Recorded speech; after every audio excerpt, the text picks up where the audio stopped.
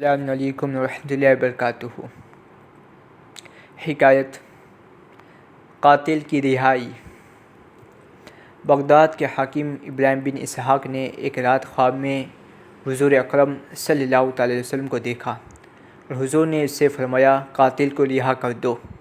یہ حکم سن کر حاکم بغداد کانپتا ہوا اٹھا اور ماتحت عملہ سے پوچھا کہ کیا کوئی ایسا مجرم بھی ہے جو قاتل ہو؟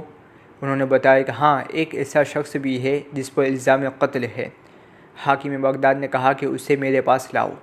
چنانچہ اسے لایا گیا۔ حاکم بغداد نے پوچھا کہ سچ بتاؤ، واقعہ کیا ہے؟ اس نے کہا سچ کہوں گا، جھوٹ ہرگز نہ بولوں گا۔ بات یہ ہوئی کہ ہم چند آدمی مل کر عیاشی اور بدمعاشی کیا کرتے تھے۔ ایک بوڑھی عورت کو ہم نے مقرر کر رکھا تھا جو ہر رات کسی بہانے سے کوئی نہ کوئی عورت لے آتی تھی۔ ایک رات وہ ایک ایسی عورت کو لائی جس نے میرے دنیا میں انقلاب برپا کر دیا۔ بات یہ ہوئی کہ وہ نووالد عورت جب ہمارے سامنے آئی تو چیخ مار کر اور بے ہوش ہو کر گر گئی۔ میں نے اسے اٹھا کر ایک دوسرے کمرے میں لا کر اسے ہوش میں لانے کی کوشش کی۔ جب وہ ہوش میں آ گئی تو اس سے چیخنے اور بے ہوش ہونے کی وجہ پوچھی۔ وہ بولی اے نوجوان، میرے حق میں اللہ سے ڈر۔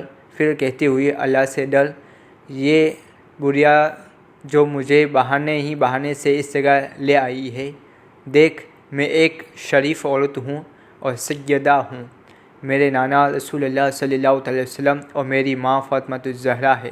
خبردار اس نسبت کا لحاظ رکھنا اور میری طرف بدنگاہی سے نہ دیکھنا۔ میں نے جب اس پاک عورت سے جو سیدہ تھی یہ بات سنی تو لرز گیا اور اپنے دوستوں کے پاس آ کر انہیں حقیقت حال سے آگاہ کیا اور کہا کہ اگر عاقبت کی خیر چاہتے ہو تو اسے مکہ معظمہ اس مکرمہ و معظمہ خاتون کی بے ادبی نہ ہونے پائے۔ میرے دوستوں نے میری اس بات سے یہ سمجھا کہ شاید میں ان کو ہٹا کر خود تنہائی ارتکاب گناہ کرنا چاہتا ہوں اور ان سے دھوکہ کر رہا ہوں۔ اس خیال سے وہ مجھ سے لڑنے پر آمادہ ہو گئے۔ میں نے کہا میں تم لوگوں کو کسی صورت میں اس امر شرعی کی اجازت نہ دوں گا۔ لڑوں گا، مر جاؤں گا، مگر اس سیدہ کی طرف بدنگاہی منظور نہ کروں گا۔ چنانچہ وہ مجھ پر جھپٹ پڑے اور مجھے اس کے حملے سے ایک زخم بھی آ گیا، اور اسی اثنا میں ایک شخص جو اس سیدہ کے کمرے کی طرف جانا چاہتا تھا، میرے روکنے پر مجھ پر جو حملہ آورد ہوا تو میں نے اس پر چھری سے حملہ کر دیا اور اسے مار ڈالا۔ پھر اس سیدہ کو اپنی حفاظت میں لے کر باہر نکالا تو شور مچ گیا اور چھری میرے ہاتھ میں تھی، میں پکڑا گیا اور آج یہ بیان دے رہا ہوں۔ حاکم بغداد نے کہا جاؤ، تمہیں رسول اللہ صلی اللہ علیہ وسلم کے حکم سے رہا کیا جاتا ہے۔